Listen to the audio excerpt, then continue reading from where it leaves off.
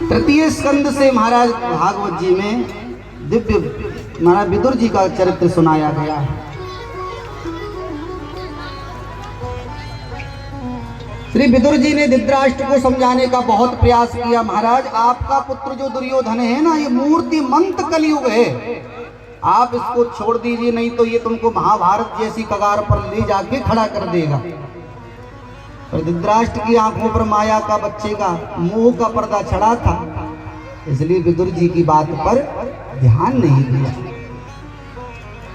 दुर्योधन ने आकर के विदुर जी को बहुत डांटा फटकारा, तो विदुर जी हस्तिनापुर को छोड़ करके एक सुंदर से बगीचे में जाकर के झोपड़ी बना के रहने लगे।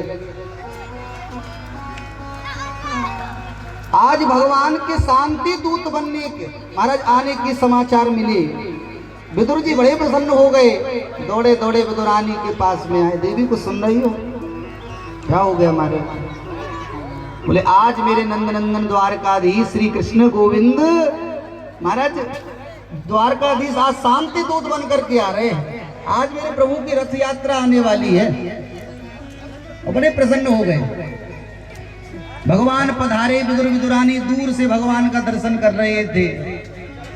हस्तिनापुर के लोग, कोई आरती कर रहा है, कोई भगवान पर फूल बरसा रहा है, कोई माला बरसा रहा है। भगवान ने बरसने वाले फूलों को नहीं देखा, पहनी हुई मालाओं को भगवान नहीं देख रहे, आरती पूजा को ठाकुर जी नहीं देख रहे। भगवान दूर दूर तक दृष्टि डाल के अपने भक्त विदुर को देख रहे हैं। मेरा भक्त विदुर कहाँ है? दूर दीवार से सर लगाए जब विदुर जी पर भगवान की दृष्टि पड़ी, भक्त भगवान की आंखें टकरा गई। विदुर जी का तो मानो मन रूपी मयूर नाचने लगा, हृदय के समुद्र में आनंद की हिलोर उठने लगी। विदुरानी से बोले देवी देख रही हो?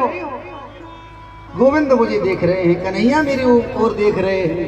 परम प्रसन्न हो गए। भगवान ने सभा में प्रवेश किया। बड़े सुंदर सुंदर आसन लगे थे, हीरे का, सोने का, चांदी का, अष्ट धातु का, लोहे का, बड़े सुंदर आसन लगे थे सभा में। एक सुंदर से मणि जटित सिंहासन पर भगवान विराजमान हुए। सभी कौरव बैठे हैं, विदुर जी भी सभा में बैठे हैं। महामंत्री पद नहीं है इसलिए ऊपर नहीं आ सकते। भगवान ने विदुर जी से, दुर्योधन से कहा, दुर्योधन ये बताओ पांडव तुम्हारे भाई हैं? बोले हाँ महाराज, खास भाई हैं, चाचा के बेटे हैं। भगवान बोले तो ये बताओ पांडव आधे राज्य के अधिकारी हैं कि नहीं है? बोले पांडव आधे राज्य के। सूची ग्रही वदास्यामि बिना युद्धे न केशवः। माधव आप आधे राज्य की बात करते हो, मैं तो सुई के नोक के बराबर भूमि भी उन पांडवों को बिना युद्ध के नहीं दूंगा। भगवान बोले अभी तुमने युद्ध देखा नहीं है। दादी जी से, नानी जी से कहानियों में सुना होगा युद्ध के बारे में। लाखों स्त्रियां विधवा हो जाएंगी दुर्योधन, अनेक पुत्र अनाथ हो जाएंगे। और एक शांति दूत के साथ में कैसे बात करनी चाहिए, इतना भी तुमको सहूर नहीं। महाराज धृतराष्ट्र ने तुरंत हाथ दबा दिया। दुर्योधन का मूर्ख बात करनी है, नहीं आती, किससे बोल रहे हो? दुर्योधन की माता गांधारी, उन्होंने जब सुना कि आप शांति दूत बन के आ रहे हैं प्रभु, तो मेरी माता ने सुंदर 56 भोग बनाए आपके लिए।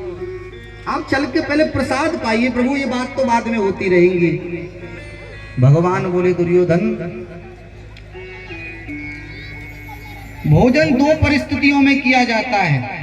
एक तो तब जब हमको भूख लग रही हो, पेट में चूहे कूद रहे हैं, बड़ी जोर की भूख लग रही है, तो सामने वाले के हृदय में प्रेम है या नहीं उससे मतलब नहीं, भैया प्रेम के अभाव में भी भोजन किया जाता है।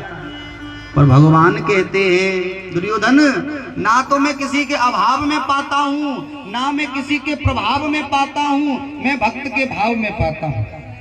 मैं भक्त के भाव में भोग लगाता हूं। और आज तो मैं तुम्हारे यहाँ पर भोग लगा ही नहीं सकता। क्यों? बोले आज तो हमारा निमंत्रण विदुर जी के यहाँ है। दुर्योधन ने कहा कि उन्होंने आपको निमंत्रण कब दे दिया? आप तो सीधे द्वारका से हस्तिनापुर आए हैं। बोले द्वारका में ये विदुर जी का पत्र गया था, उसमें लिखा था कि जब भी आप हस्तिनापुर आओ हमारे ही घर में पाना है। और भगवान चल पड़े हिमालय। जैसे भक्त जब भगवान के मंदिर में जाता है तो जूते चप्पल उतार के जाता है, ऐसे भगवान जब भक्त के यहाँ जाते हैं तो जूता चप्पल उतार के जाते हैं। चल पड़े भगवान। विदुर जी तो महाराज बाजार में नाना प्रकार की सामग्री खरीदने में लगे थे, इधर विदुरानी जी स्नान कर रही थी। भगवान ने सांकल खटखटाई है, अरे काकी जी द्वार खोलो, अरे काकी जी द्वार खोलो। विदुरानी तो नहाने में तन्मय हो रही थी, स्नान करने में लगी थी, और जो भगवान की आवाज सुनी, अरे ये तो मेरे गोविंद की आवाज है, अरे ये तो मेरे माधव की आवाज है। दौड़ पड़ी महाराज, वस्त्र बदलना भूल गई, गीले वस्त्रों से दौड़ी आई और द्वार खोला तो क्या देखा कि नंद नंदन द्वारकाधीश द्वार पर ही खड़े हैं। अरे अरे गोपाल, अरे पधारो ना माधव, आप बाहर क्यों खड़े हो ना, आप भीतर आई।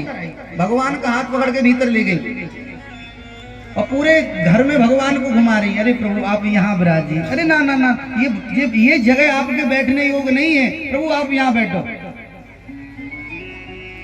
पूरी कुटिया में भगवान को घुमा दिया। एक स्थान थोड़ा ठीक दिखाई पड़ा, वहां भगवान को बिठाया। भगवान अपने पेट पर हाथ घुमा के बोले, काकी जी बहुत जोर से भूख लगी है, कछु खवाए दो पिवाए दो। अरे प्रभु आपको भूख लगी है, आपके काका जी आते होंगे, मैं कोई व्यवस्था करूंगी। और घर में कुछ नहीं प्रभु, अभी केले के फल पड़े हैं, आप कहो तो ले आऊं। बोले हाँ, नेकी और पूछ पूछ ले आओ। टोकरी में भर के महाराज केले के फल लाई है विदुरानी। भगवान के सामने पत्तल लगा दी और इतने भाव में, इतनी तन में हो रही है, प्रेम का ऐसा उद्गार उनके हृदय में प्रकट हो रहा है कि महाराज केला छील रही है, फल को दूर फेंक रही है, छिलका भगवान की पत्तल में रख रही है। अरे पाओ ना केशव, अरे पाओ ना माधव। देखो भक्त भाव में डूब गया तो भगवान भी भाव में डूब गए। भगवान को होश नहीं कि हम क्या पा रहे हैं, फल पा रहे हैं कि छिलका पा रहे हैं। भगवान भी छिलकाओं का भोग लगा रहे हैं।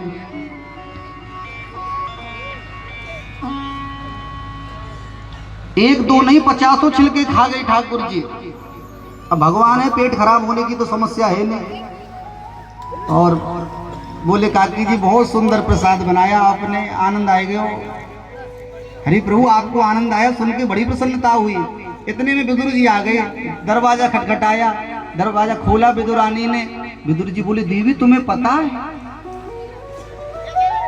आज कौरवों की भरी सभा में माधव ने मेरा कितना सम्मान किया, मैं तुम्हें शब्दों में नहीं बता सकता देवी। सभी कौरवों के बीच में माधव ने कहा कि आज तो हमारा निमंत्रण विदुर काका की यहाँ पर है। देवी मैं इतना घबरा गया, इतना डर गया, मैं तुरंत बाजार गया, कहीं से दूध लेके आया, कहीं से मक्खन लेके आया, कहीं से लड्डू लेके आया। क्या भरोसा ठाकुर जी का कि कब घर पे आ जाएं। विदुरानी बोली घर पे आ जाएं, वो तो भीतर ही बैठे हैं महाराज। अरे भीतर बैठे हैं प्रभु, कुछ खिलाया कि नहीं खवाया, उनको कुछ पवाया नहीं पवाया। बोले घर में और तो कुछ था नहीं, केले के फल थे, भगवान फलों का भोग लगा रहे हैं। और महाराज विदुर जी भीतर दौड़े दौड़े गए, तुम्हारा फल तो दूर पड़े हैं, माधव छिलकाओं का भोग लगा रहे हैं। इसलिए भक्तों ने बड़ा सुंदर भाव गाया है। भगवान ना तो अभाव में पाते हैं ना प्रभाव में पाते हैं, भगवान भक्त के भाव में पाते हैं। इसलिए हमारे बड़े बड़े संत ये भाव गाते हैं, बहुत सुंदर भाव है। भगवान कैसे भोग लगा रहे हैं, भाव में भोग लगा रहे हैं। ओ सबसे ऊंची प्रेम सगाई, सबसे ऊंची प्रेम सगाई, सबसे ऊंची प्रेम सगाई, ओ सबसे ऊंची प्रेम सगाई, सबसे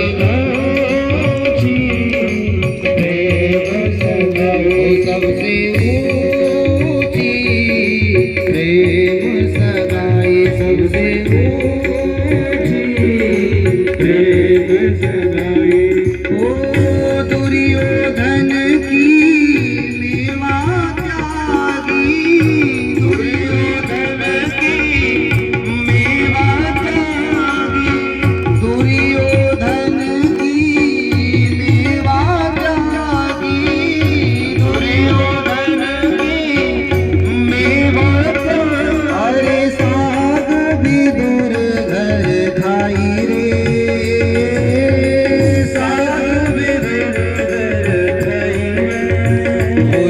सबसे ऊंची प्रेम सगाई, सबसे ऊंची प्रेम सगाई, सबसे ऊंची प्रेम सगाई, सबसे ऊंची प्रेम सगाई। बड़े भाव से ताली बजाते हो जाओ भैया, मस्ती में आनंद में झूमते हुए श्री राधे।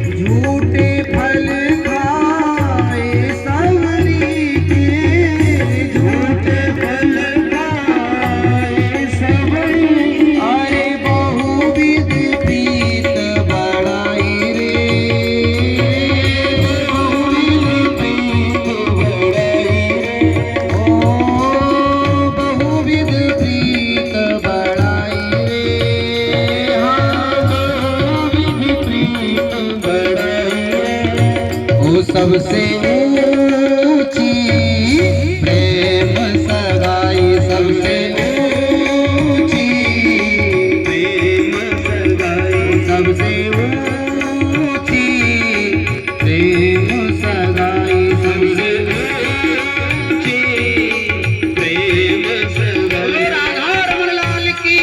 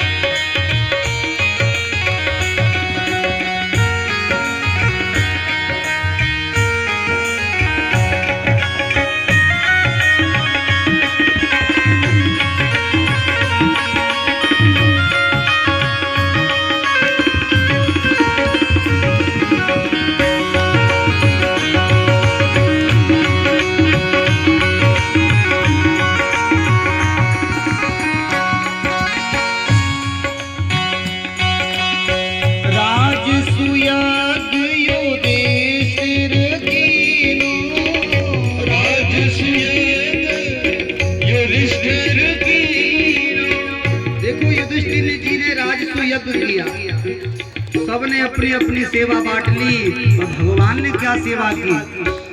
भगवान ने सब संतों की चरण धोने की सेवा करी। सब संत प्रसाद पाके उठ जाते, भगवान ने झूठी पत्तल उठाने की सेवा करी। राजसूया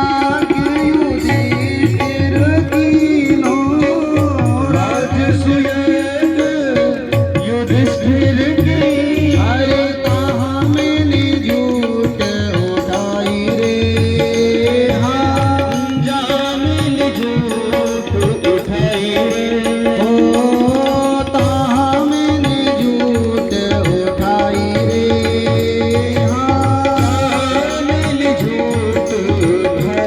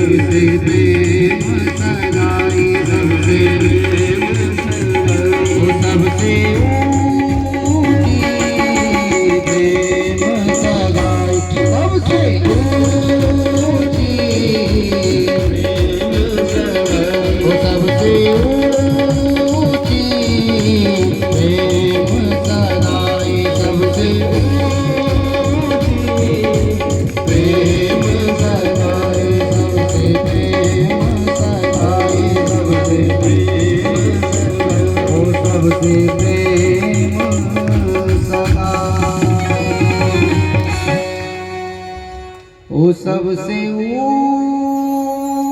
ऊंची प्रेम सगाई। भगवान प्रेम पे रीझते हैं भैया, भाव बनाओ ठाकुर जी के लिए।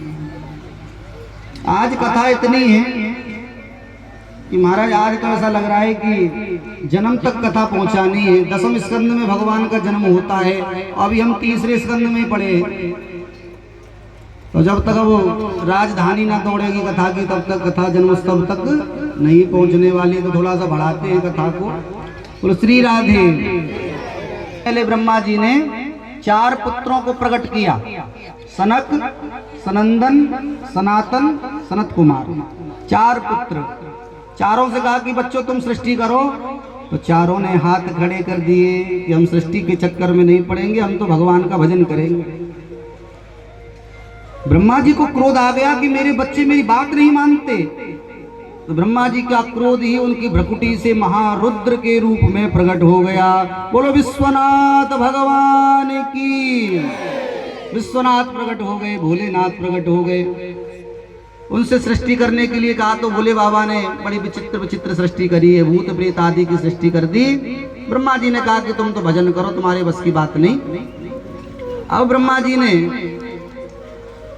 महाराज अपने बाएं अंग से कन्या और दक्षिणा अंग से पुरुष को जन्म दिया, जिनका नाम हुआ मनु शतरूपा।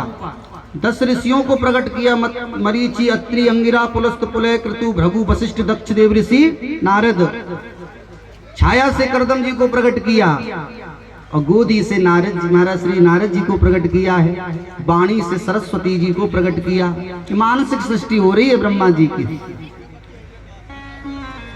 मनु शतरूपा से कहा कि तुम सृष्टि करो, और मनु शतरूपा जी जैसे सृष्टि करने लगे तो सबसे पहले 2 पुत्र और 3 पुत्रियों को जन्म दिया।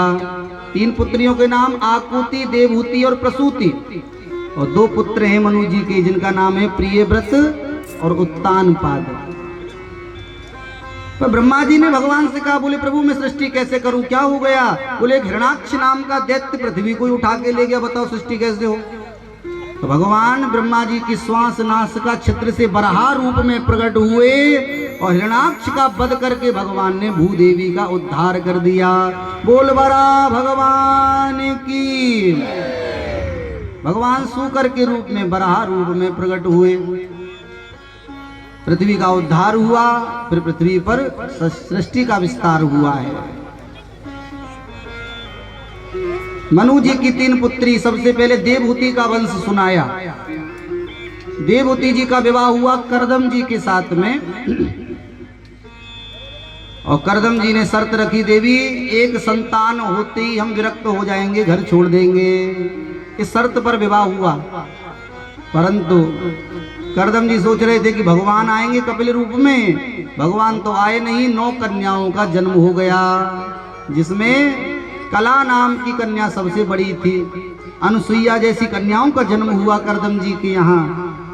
और विचार कर रहे थे कि भगवान ने मुझे वचन दिया है, तो अब विलंब हो रहा है, ठाकुर जी क्यों नहीं आए पुत्र रूप में? तो भगवान अपने वचन की रक्षा करते हुए कपिल के रूप में प्रकट हो गए। बोल कपिल भगवान की।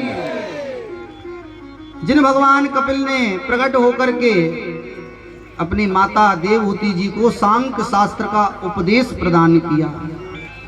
ये सांख्य शास्त्र के उद्गाता प्रागट्यकर्ता कौन है? बोले ये कपिल भगवान ही है। उसके बाद में प्रसूति जी का वंश सुनाया, जिनके यहाँ 16 कन्याएं हुई, 13 कन्याएं धर्म को ब्याह दी गई। प्रसूति जी का विवाह हुआ, दक्ष प्रजापति थे, और 16 कन्याओं में 13 कन्या धर्म को ब्याही, 1 कन्या अग्निदेव को ब्याह दी, 1 कन्या पितरों को ब्याह दी, और 16वीं कन्या जो सबसे छोटी थी, जिसका नाम था सती, उसका विवाह हुआ भोले बाबा के साथ में। सती मैया से किसी पुत्र की प्राप्ति नहीं हुई, क्योंकि उन्होंने अपने पिता के यज्ञ में जाकर के अपना शरीर ही छोड़ दिया था। अब चरित्र तो बहुत लंबा है ये, और आज हमको केवल समय ही भागता दिख रहा है। बोलो श्री राधे। तो थोड़ा सा ये चरित्र भी सुना देते हैं आपको। विदुर जी ने प्रश्न किया कि सती ने अपने शरीर को क्यों छोड़ दिया। तब श्री मैत्रेय जी ने कहा, विदुर जी, जब ब्रह्मा जी के बनाने पर दक्ष प्रजापति बने तो उन्होंने एक सभा का आयोजन किया। सभी देवता, ऋषियों की, संतों की सभा एकत्रित हुई। दक्ष प्रजापति को महाराज प्रजापति का राजा बनाया जा रहा था। सभी सभा में थे, ब्रह्मा विष्णु महेश भी सभा में थे। पर जब दक्ष प्रजापति ने उस सभा में प्रवेश किया, सबने खड़े होकर के दक्ष का स्वागत किया। सुस्वागतम सुस्वागतम, पधारिए महाराज, स्वागत है। सब खड़े हुए, पर 3 देवता खड़े नहीं हुए। कौन कौन? ब्रह्मा, विष्णु और महेश। दक्ष ने देखा कि ब्रह्मा जी हमारे पिता हैं, पुत्र के आने पर पिता खड़ा हो, ये कोई मर्यादा नहीं है। पिताजी खड़े नहीं हुए, कोई बात नहीं। विष्णु भगवान बोले, ये हमारे पिताजी के भी पिताजी हैं, माने हमारे दादाजी लगते हैं। अब दादाजी भी ना खड़े हुए, कोई बात नहीं। पर ये शंकर खड़ा क्यों नहीं हुआ? अरे मैंने अपनी बेटी ब्याही है, इसको मेरा जमाता लगता है, ये खड़ा क्यों नहीं हुआ? बस सभापद की गद्दी पर बैठे और भाषण शुरू कर दिया। श्रूयताम ब्रह्मर्षयो में सहदेवा सहाग्नया। सभी कान खोल के सुनो भैया। सभ्य समाज में एक भी असभ्य व्यक्ति आकर के बैठ जाए तो समाज का स्वरूप विकृत हो जाता है, बिगड़ जाता है। इसलिए असभ्य को नहीं बुलाना चाहिए। बोलो श्री राधे। देखो, बहुत शांति का दान दो आप। और ये पीछे जो बच्चे खड़े हैं ना, ये बैठ जाओ भैया, और बहुत शांति का दान दीजिए, ताकि हम थोड़ा कथा को 10 सेकंड तक पहुंचा सकें। आज समय का थोड़ा सा अभाव भी है। देवता सब सावधान हो गए कि भैया प्रजापति कुछ कहने वाले हैं। चलो सुन लो क्या कहने वाले हैं। कहिए महाराज, क्या कहना चाहते हैं? दक्ष प्रजापति ने कहा कि बस इतना ही कहना चाहूंगा कि सभ्य समाज में असभ्य को नहीं बुलाना चाहिए, सारी सभा बिगड़ जाती है। अब सब चारों तरफ देखने लगे, भैया यहाँ असभ्य कौन है? दक्ष ने किसकी ओर इशारा किया? दक्ष ने कहा कि इधर उधर क्या देखते हो? अरे तुमको दिखाई नहीं पड़ता ये शंकर? प्रेतावासेषु घोरेषु, भूत प्रेतों के साथ में रहने वाला मरगट का वासी, इसको छूने का धर्म नहीं। एक देवता ने कहा, तुमको अपने दामाद में इतने ही दोष दिखाई पड़ रहे हैं तो अपनी बेटी क्यों ब्याह दी इनको? उस समय ये दोष दिखाई नहीं पड़े जो आज दिखाई पड़ रहे हैं। दक्ष ने कहा कि मैं अपनी बेटी कभी नहीं ब्याहने का इसको, वो तो मेरे पिता ब्रह्मा जी नहीं माने, इसलिए मैंने अपनी कन्या का विवाह किया इसके साथ में। नहीं तो कहाँ तो मेरी मृगलोचनी कन्या सती, और कहाँ ये बंदर की आंखों वाला शंकर। पाणी मरकट लोचना, जो जो मन में आ रहा है दक्ष प्रजापति के, वो बोलता ही जा रहा है। नंदीश्वर से रहा नहीं गया, नंदीश्वर तमक के खड़े हो गए, बोले अभी बताता हूं इसको। भोले बाबा ने कहा बैठो, बैठ जाओ। अरे प्रभु, ये आपको गाली सुना रहा है, आप कह रहे बैठ जाओ। भोले बाबा बोले तुम्हें पता नहीं कहाँ खड़े हैं? ससुराल में खड़े हैं भैया, और ससुराल में सबको गाली सुननी पड़ती है। अंतर इतना है कि और लोग शादी के समय गाली सुनते हैं, और हमें शादी के बाद भी गिफ्ट में मिल रही है महाराज गालियां। कोई बात नहीं, तुम भी ले लो। नंदीश्वर शांत हो गए। दक्ष प्रजापति ने भोले बाबा को श्राप दिया कि मैं शंकर को श्राप देता हूं, आज के बाद में इसको किसी यज्ञ में भाग ना मिले। अब नंदीश्वर से नहीं रहा गया, तमक के खड़े हो गए और बोले, हे दक्ष प्रजापति, जब से आया है बकरे की तरह मैं कर रहा है, मैं तुझे श्राप देता हूं तेरे धड़ पर बकरे का सिर लग जाए। भृगु जी खड़े हो गए दाढ़ी पर हाथ घुमाते घुमाते, और नंदी से बोले, हे नंदीश्वर, ये ससुर दामाद का झगड़ा तू बीच में क्यों बोला? मैं भी तुम्हें श्राप देता हूं, भोले बाबा के जितने गण हैं सब पाखंडी हो जाएं। अब भोले बाबा के भूत प्रेत खड़े हो गए, बुड्ढे बाबा, यानी हमें क्यों श्राप दियो भाई? हम भी तुम जैसे संतों को, ब्राह्मणों को श्राप देते हैं, तेरे जैसे चाटुकार ब्राह्मण भिखमंगा हो जाएं। सर्वक्षादुयातया। भोले बाबा मन में सोच रहे हैं भैया ये स्वागत समारोह हो रहा है कि श्राप समारोह हो रहा है। सब एक दूसरे को श्राप दिए जा रहे हैं, आक्षेप लगाते जा रहे हैं। भोले बाबा को लगा ये हमारी वजह से हुआ है तो हम ही निकल लेते हैं यहाँ से। भोले बाबा अपने गणों को लेकर के वहां से चले गए। दक्ष प्रजापति का क्रोध फिर भी शांत नहीं हुआ। कनखल में हरिद्वार में विराट यज्ञ का आयोजन किया। बड़े बड़े देवताओं को बुलाया, भोले बाबा को कोई निमंत्रण नहीं दिया। माता सती ने जब देवताओं को जाते देखा तो भोले बाबा के चरण पकड़ लिए। प्रजापतिस्ते ससुरस्य सांप्रतम निर्यापितो यज्ञ महोत्सवा किला। हे भोलेनाथ थोड़ा दृष्टि उठा के ऊपर देख लो प्रभु। बोले बाबा बोले हम तो सुबह से ही दृष्टि उठा के देख रहे हैं, क्या देख रहे हैं इन विमानों को। बोले प्रभु आपको नहीं पता ये विमान कहाँ जा रहे हैं, कहाँ जा रहे हैं। बोले ये आपके ससुराल जा रहे हैं। आपके ससुराल में आपके ससुर जी के द्वारा इतना विराट यज्ञ का आयोजन हो रहा है नाथ। देखो माताएं, ये माताओं की टेक्निक होती है महाराज। माताएं जब अपने पर मायके के बारे में बोलती हैं तो मेरा मेरा बहुत लगाती है, मेरे मायके में मेरे पिता के द्वारा। पर आज माता सती ने एक बार भी मेरा नहीं जोड़ा। बोले आपके ससुराल में आपके ससुर जी के द्वारा, ताकि भोले बाबा को थोड़ा सा अपनत्व सा लगे। भोले बाबा बोले कुछ चिट्ठी निमंत्रण आया था हमारे लिए। सती जी बोली आया तो नहीं पर भेजा जरूर होगा। और महाराज कभी कभी डाक मिस हो जाता है। अरे भेजा जरूर होगा पर आप इतने ऊंचे कैलाश पर्वत पर आके बसे हो, लगता है वो डाकी आई पत्र लाने वाला ही खो गया होगा।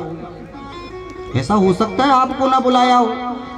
भोले बाबा बोले देवी हमको पता है, हमको नहीं बुलाया। कैसे पता। तो भोले बाबा ने उस दिन की बात बताई। तुम्हारे पिता के स्वागत में गए, 1000 गाली सुननी मिली। लगता है कि वो टीस अभी भी उनके मन से निकली नहीं। अपने राम तो जाने वाले नहीं, और मैं तुमसे भी मना करता हूं तुम भी मत जाना। सती जी बोली ससुर दामाद में झगड़ा चल रहा है, मुझे पता ही नहीं। अरे महाराज आप भी नहीं जाएंगे, मैं भी नहीं जाऊंगी तो घर की लड़ाई समाज की चर्चा का विषय बन जाएगी। जितने लोग वहां आएंगे वो एक ही बात कहेंगे, भैया अभी ससुर दामाद का झगड़ा खत्म नहीं हुआ, ना तो बेटी आई और ना दामाद आया। तो घर की लड़ाई समाज की बातों का विषय बने, अच्छी बात है प्रभु। एक काम करिए आप मत जाइए, आप मुझे आज्ञा दीजिए, मैं जाऊंगी, पिताजी को मनाऊंगी, वो भी मान जाएंगे और आपको भी मना के ले जाएंगे। आप भी नहीं गए हम भी नहीं गए तो ये ठीक नहीं है प्रभु। अब भोले बाबा तो बहुत समझा रहे हैं माता सती को, बहुत लंबा संवाद हुआ यहाँ पर। तो भोले बाबा को लगा कि इतना समझाने पर सती नहीं मान रही। तो भोले बाबा कहते हैं हुई ये सोई जो राम रचि राखा, कोई ये सोई जो राम रचि राखा, कोई ये सोई जो राम रचि राखा, कोई ये सोई जो राम रचि राखा, को कर तरक बड़ा वैसा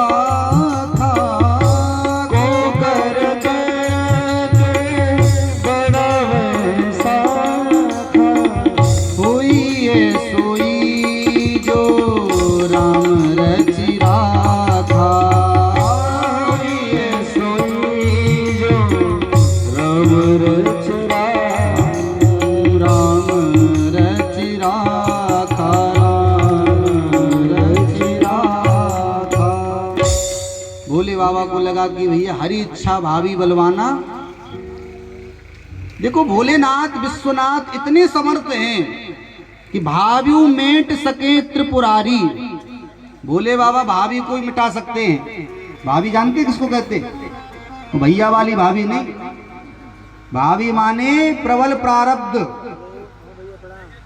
भोले बाबा प्रबल प्रारब्ध को भी मिटा सकते हैं। पर यदि हरि इच्छा भावी बलवाना, यदि भगवान की यही इच्छा है तो भोले बाबा बोले अब मैं इसमें हस्तक्षेप नहीं करूंगा। नेत्र बंद करके भोलेनाथ बैठ गए। सती ने बहुत प्रयास किए, भोले बाबा कुछ नहीं बोले। सती मैया अकेली चल पड़ी। भोले बाबा ने नंदी से कहा कि भैया जा रही है, इनका सूटकेस, इनके सब कपड़े फपड़े भी ले जाओ पैक करके। बोले क्यों? बोले अब ये लौटने वाली नहीं है, अब इनके लौटने की आशा छोड़ो, इनको पहुंचा के आओ सम्मान के साथ। सती मैया नंदी स्वर पर बैठी और चल पड़ी है। बोलो सती महारानी की। यज्ञ में पहुंची, सबने स्वागत किया, देवता तो देख देख करके मुंह घुमाने लगे। सादर मिली, सादर सहत मिली एक माता, माता ने स्वागत किया मैया। और पिता को देखा तो महाराज पिता ने मुंह घुमा लिया। यज्ञ में देखा तो छोटे छोटे देवताओं के भाग सजे रखे हैं, और देवादि देव भूत भावन विश्वनाथ का कोई भाग नहीं। एक पतिव्रता अपना अपमान सह सकती है भैया, पर उसके पति का कोई अपमान करे, भले ही वो उसका पिता ही क्यों ना हो, पति का अपमान उसे स्वप्न में भी असहनीय होता है। क्रोध में भर गई माता सती, दक्ष से कहा प्रजापति दक्ष, आज मुझे सबसे ज्यादा ग्लानि इस बात की हो रही है कि मेरा जन्म तुझ जैसे शिवद्रोही के यहां हुआ। अब मैं यदि लौट करके विश्वनाथ के पास में गई और विश्वनाथ यही कहेंगे आओ दाक्षायणी, आओ दक्ष पुत्री, और तेरा नाम मेरे नाम से जुड़े मैं ये जीवन में कभी सुन नहीं सकती हूं, क्योंकि तू शिवद्रोही है। जिन भगवान शिव का 2 अक्षर का नाम शिव, कोई 2 अक्षर के शिव नाम को ले लेता है तो उसके जन्म जन्मांतर के पाप नष्ट हो जाते हैं, और ऐसे विश्वनाथ से तूने द्रोह किया। अब इसका तुमको भयंकर परिणाम भुगतना पड़ेगा, क्योंकि विश्वनाथ को छल कपट प्रिय नहीं। अभी हमने हरियाणा में शिव महापुराण की कथा करी, तो वहां पर एक भाव प्राप्त हुआ कि विश्वनाथ को झूठ पसंद नहीं है, विश्वनाथ को छल कपट पसंद नहीं है। आपने सुना होगा कि शिवलिंग कैसे प्रकट हुआ, ज्यादा विस्तार में तो नहीं जाएंगे, उतना समय नहीं। विशेष बात जो कहनी है यहां पर कि ब्रह्मा जी में और भगवान शिव में होड़ हो गई कि कौन सबसे बड़ा, और दोनों युद्ध करने लगे अपने आप को बड़ा बताने के लिए। युद्ध करते करते एक ने पाशुपात अस्त्र ले लिया, एक ने माहेश्वर अस्त्र संभाल लिया। दोनों अस्त्र टकराने वाले थे, और देवताओं की प्रार्थना पर उन दोनों अस्त्रों के बीच में विश्वनाथ शिवलिंग के बीच हमारा रूप में प्रकट हो गए। बोलो विश्वनाथ भगवान की। ब्रह्मा जी पता लगाने के लिए ऊपर गए, विष्णु भगवान नीचे गए। ना तो ब्रह्मा जी को पता लगाना विष्णु भगवान को उसका और छोर नहीं मिला। ब्रह्मा जी अपने को बड़ा बताने के लिए केतकी का फूल लेकर के आए कि मैं तेरा पूजन करवाऊंगा, तेरी प्रतिष्ठा करवाऊंगा, तो मेरे साथ में झूठ बोल देना कि ब्रह्मा जी ने शिवलिंग का अंत पा लिया है। केतकी ने कहा ठीक है, और लौट करके आए। महाराज विष्णु भगवान ने पूछा ब्रह्मा जी से, ब्रह्मा जी बताओ क्या तुमको इस शिवलिंग का अंत मिल गया? ब्रह्मा जी बोले हमें नहीं मिलेगा, हमने सारे संसार को बनाया है, हमको इसका अंत नहीं मिलेगा, मैं तो इसका अंत पा करके आ रहा हूं। और यदि आपको विश्वास ना हो तो आप इस केतकी के फूल से पूछ सकते हैं। केतकी के फूल ने कहा हाँ हाँ ब्रह्मा जी बिल्कुल सत्य कह रहे हैं, इनको इसका अंत प्राप्त हो गया। विष्णु भगवान ने कहा कि अब यदि आपने इसका पता लगा लिया है तो आप बड़े हो गए, हम छोटे हो गए, तो अब मैं आपका पूजन करूंगा। विष्णु भगवान ने ब्रह्मा जी को एक सिंहासन पर बिठा करके उनका पूजन करना प्रारंभ किया, और उसी समय महाराज उस शिवलिंग से विश्वनाथ प्रकट हो गए, शंकर भगवान प्रकट हो गए। और भोले बाबा ने कहा कि ब्रह्मा जी झूठ बोल रहे हैं, इनको इस शिवलिंग का कोई अंत प्राप्त नहीं हुआ है। यहां पर भोले बाबा ने विष्णु भगवान की बड़ी प्रशंसा करी। हे प्रभु, हे नारायण, यथार्थ में जो सत्य था वो आपने कहा, आपने बिल्कुल झूठ नहीं बोला। तो ब्रह्मा जी को जब भगवान ने देखा तो भ्रकुटी टेढ़ी हो गई विश्वनाथ की। भोले बाबा ब्रह्मा जी से बोले, ब्रह्मा जी तुमको पूजा करवाने का ज्यादा ही शौक है, तो मैं आज तुम्हारी पूजा करवाता हूं। भोले बाबा ने अपनी जटा को उखाड़ के महाराज फेंका, तो महाराज काल भैरव प्रकट हो गए। बोलो भैरव भगवान की। महाराज एकदम चमचमाती हुई खड़ग भैरव के हाथ में। भैरव ने कहा प्रभु क्या आज्ञा है मेरे लिए। विश्वनाथ ने कहा कि नूनम अर्चे खड़गे ना, इन ब्रह्मा जी को बहुत पूजा करवाने का शौक है, आज इनकी पूजा करो। बोले काहे से पूजा करूं? बोले खड़ग से पूजा करो। पहले ब्रह्मा जी के 5 मुख थे, तो जिस मुख से ब्रह्मा जी झूठ बोल रहे थे भोले बाबा की आज्ञा से, भैरव ने उस मुख को ही काट दिया। ब्रह्मा जी के 4 मुख रह गए, भोले बाबा के चरणों में आ गए ब्रह्मा जी। तो भोले बाबा को झूठ प्रिय नहीं है।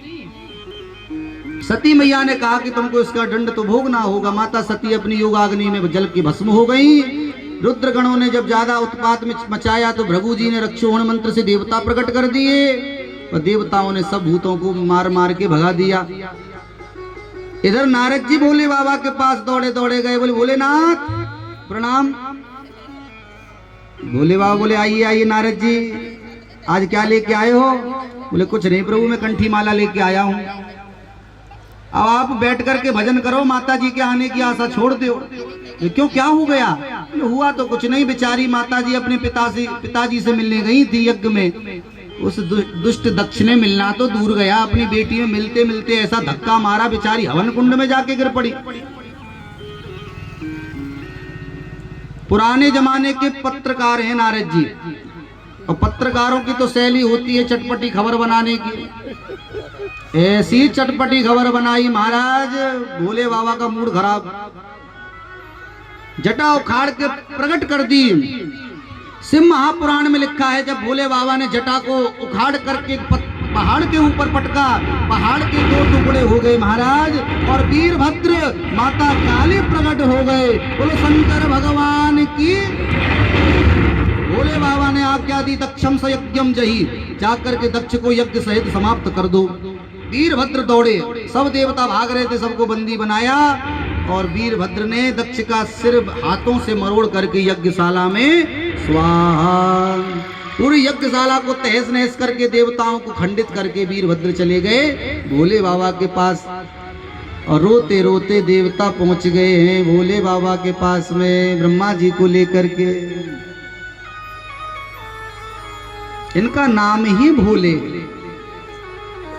इतने भोले वाले हैं हमारे भोलेनाथ कि भैया कोई 56 भोग लगाए, कोई फलों का भोग लगाए, कोई पुष्प चढ़ाए, पुष्प ना मिले तो जल का एक लोटा ही चढ़ा दे, भोले बाबा उसमें भी प्रसन्न हो जाते। इतने दिव्य है नाथ। सब देवता पहुंच गए, भोले बाबा की स्तुति करने लगे।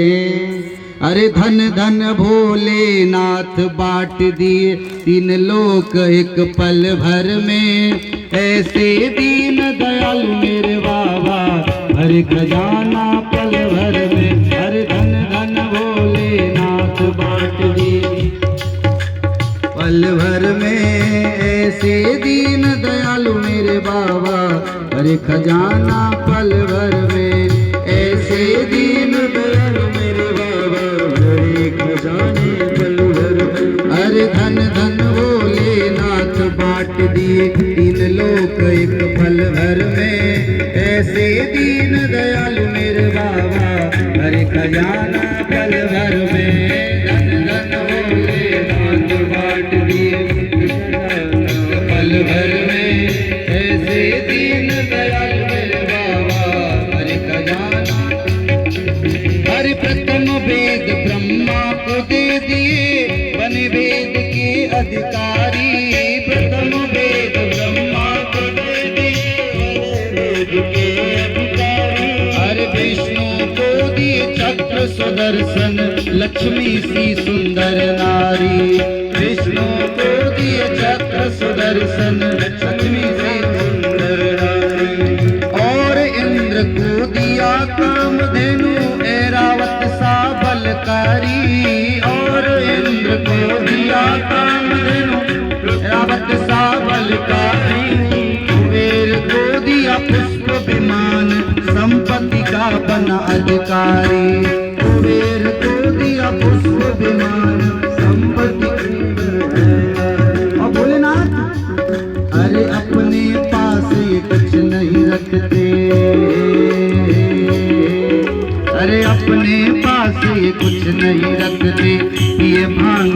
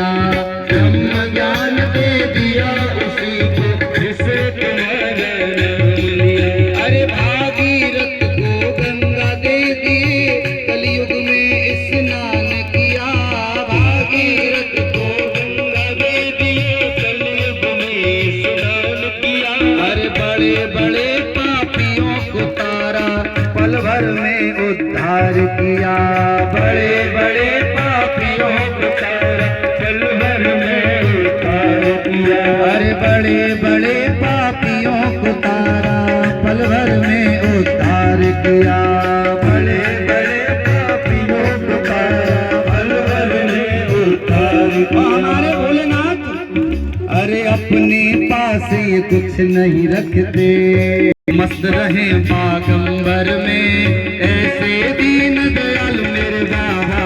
अरे खजाना पल भर में, अरे धन भोलेनाथ बांट दिए इन लोग एक पल भर में, ऐसे दीन दयाल मेरे बाबा।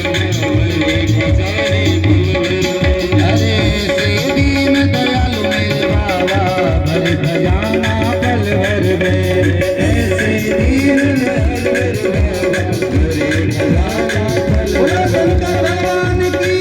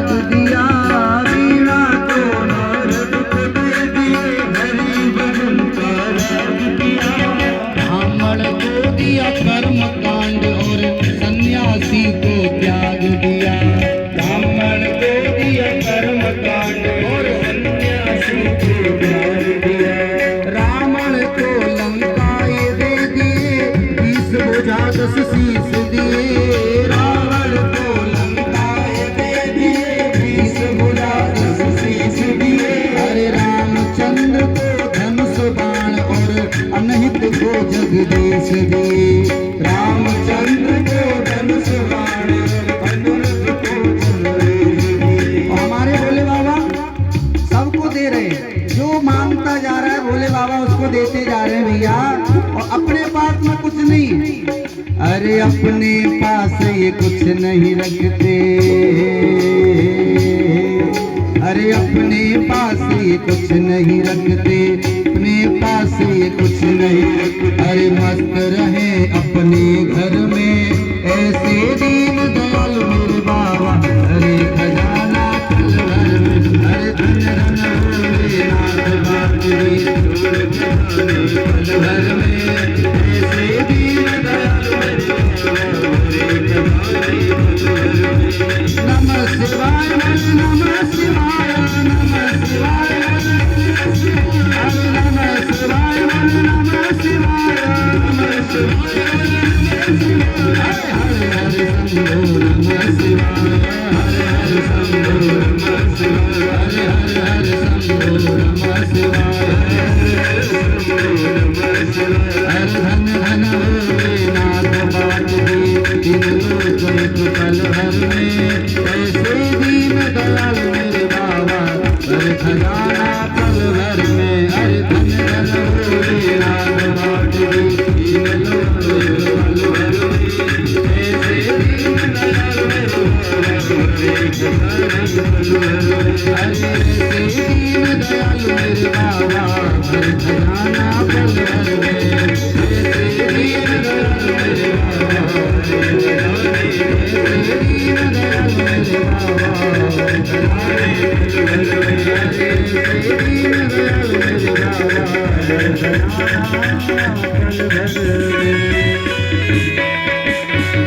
बोलो शंकर भगवान की। देवताओं ने दिव्य स्तुति करी भोलेनाथ की। भोले बाबा आए, दक्ष प्रजापति को बकरे का सिर लगा के जीवित किया, यज्ञ प्रारंभ हुआ और उस यज्ञ की पूर्णाहुति में लक्ष्मी नारायण प्रकट हो गए। बोलो लक्ष्मी नारायण भगवान की। सती मैया ने मांगा था कि जन्म जन्म से पद अनुरागा, मुझे भोले बाबा के जन्म जन्मांतर में जितना मुझे जन्म मिले मुझे भोले बाबा के चरण ही प्राप्त हों। बोलो श्री राधे। तो सती मरत हरि सनवर मांगा, जन्म जन्म शिव पद अनुरागा। तेहि कारण हिमगिरि गृह जाई, जननी पार्वती तनु पाए। पार्वती जी के स्वरूप में प्रकट हुई है माँ, और धूमधाम से भोले बाबा बारात लेकर के गए, और माता पार्वती जी के साथ में भोले बाबा का विवाह हुआ। बोलो गौरी शंकर भगवान की।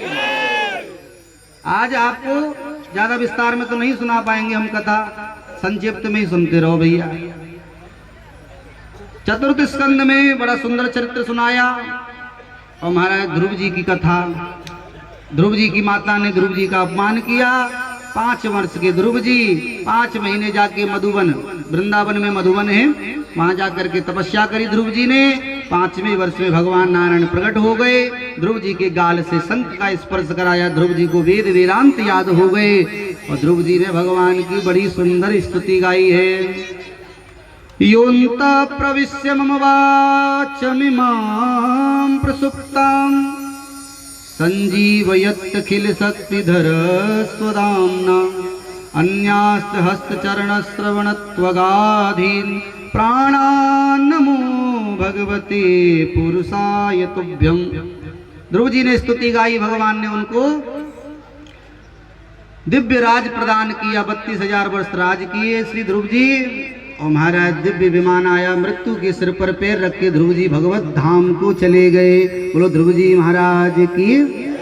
ध्रुव जी का वंश बताया है। ध्रुव जी के वंश में अंग हुए, अंग के बेटा बेन। बेन ने जब बहुत ज्यादा अनाचार किया, अत्याचार किया, तो संतों के श्राप से बेन की हत्या हो गई। और महाराज बेन के शरीर का जब संतों ने मंथन किया मंत्रों से, तो पहले तो निषाद की उत्पत्ति हुई, पुनः मंथन किया तो साक्षात भगवान पृथु रूप में प्रकट हो गए। बोलो पृथु भगवान की। जिन पृथु भगवान ने पृथ्वी का दोहन करके मंथन करके महाराज इस पृथ्वी पर दिव्य रत्नों को प्रकट किया, इस पृथ्वी को समतल किया। पहले इस पृथ्वी का नाम था वसुंधरा, पर पृथु भगवान ने कृपा करी, तब से इस पृथ्वी का नाम हो गया पृथ्वी। पंचम स्कंद में प्रियव्रत का चरित्र है, जिन्होंने आग्रह किया संसार में मैं रात होने नहीं दूंगा। एक दिव्य तेजों में रथ प्रकट कर दिया। 7 दिन तक संसार की परिक्रमा लगाते रहे महाराज। 7 दिन तक रात भई नहीं, दिन ही दिन बना रहा। ब्रह्मा जी ने आके समझाया, तब आग्रह छोड़े, तो 7 समुद्र और 7 द्वीप की रक्षा महाराज स्थापना हुई। 7वां द्वीप है जम्बू द्वीप, जिसके हम और आप वासी हैं। जम्बू द्वीप में अजनाब खंड, और अजनाब खंड में 9 वर्ष, नवा ये भारत वर्ष है। भारत वर्ष बड़ा दिव्य है महाराज। जितने भी भगवान के अवतार होते हैं तो भारत वर्ष में ही होते हैं। तब महाराज प्रियव्रत के वंश में आग्नेन्द्र हुए। आग्नेन्द्र के वंश में महाराज ऋषभदेव जी के भरत नाम के पुत्र पुलय आश्रम पर तपस्या कर रहे थे। मृगी को पानी पीते देखा, सिंह की दहाड़ से मृगी ने जल में छलांग लगा दी। उसके गर्भ के बालक ने जल में ही जन्म ले लिया। मृगी तो महाराज वो पल्ली पार जा करके उसका तो देहांत हो गया। भरत जी का हृदय पिघल गया। छोटा सा बालक मृग का नदी में बहा जा रहा था। भरत जी ने छलांग लगाई और उस बालक को बचा करके अपने आश्रम पर लाए। अब तो महाराज उसकी सेवा में लग गए। आए थे घर से भजन करने के लिए, और अब हिरण के बालक में मन लग गया। देखो मनी राम जी का कोई भरोसा नहीं है। ये मन आपको कहाँ धोखा दे दे कोई भरोसा नहीं है। मन की गत है अटपटी, झटपट लखे न कोई, और जब मन की खटपट मिटे तो झटपट दर्शन होए। बोलो श्री राधे। तो मनी राम जी हैं भैया, इनको बहुत संभाल के रखना पड़ता है। मृगी का ध्यान किया तो भरत जी का शरीर छूट गया। दूसरे जन्म में मृगी ही बनना पड़ा, पर अपने पूर्व जन्म की स्मृति थी भरत जी को, तो मृग का शरीर छोड़ दिया। तीसरा जन्म एक ब्राह्मण परिवार में हुआ। बचपन से ही अपने को पागल सिद्ध करने लगे। पिताजी ने नाम ही रख दिया जड़ भरत, ये किसी काम का नहीं, मूर्ख है। भरत जी ने प्रसन्न हो गए, चलो भैया पागल ही अच्छे हैं। वो एक भजन गाते हैं ना वृंदावन में कि हमें पागल ही रहने दो, हम पागल ही अच्छे। तो भैया संसार से बचना है तो पागल सिद्ध हो जाओ, संसार तुम्हारे किसी मतलब का नहीं रहेगा। भरत जी ने यहाँ पर रघुगण को दिव्य संवाद में उपदेश प्रदान किया। जो कपिल देव जी का शिष्य था, रोज सत्संग भी करता था, परंतु आत्मज्ञान नहीं हुआ था। श्री भरत जी ने उसको आत्मज्ञान दे करके भवाटवी के माध्यम से उसको संसार का और स्वरूप बताया है, आत्मज्ञान प्रदान किया भरत जी ने। इसके बाद में नरकों का वर्णन किया गया है। अजामिल की कथा सुनाई, जिस अजामिल ने जीवन भर पाप किए, परंतु अंतिम समय में नारायण का नाम लेकर के वो अजामिल भी तर गया था महाराज। सप्तम स्कंद में परम भक्त श्री प्रहलाद जी का चरित्र। परम भक्त श्री प्रहलाद जी बचपन से भगवान के दीवाने प्रिय प्रेमी थे। हिरण्याकश्यप ने बहुत समझाया, पहाड़ से गिराया, अग्नि में जलाया। अब होली आ रही है ना, ये होली का त्योहार जब से प्रारंभ हुआ जब महाराज प्रहलाद जी को होलिका की गोद में बिठाया गया था। होलिका को एक वरदान मिला हुआ था कि महाराज जिसको लेकर के ये आग में बैठेगी इसका कुछ नहीं बिगड़ेगा, वो जल जाएगा। और श्री प्रहलाद जी भगवान के दीवाने प्रेमी थे, उनको लेकर के बैठी। प्रहलाद जी का कुछ नहीं हुआ, वो होलिका ही जल करके समाप्त हो गई। तब से होली का त्योहार प्रारंभ हो गया। आज बिरज में होरी रे रसिया, आज बिरज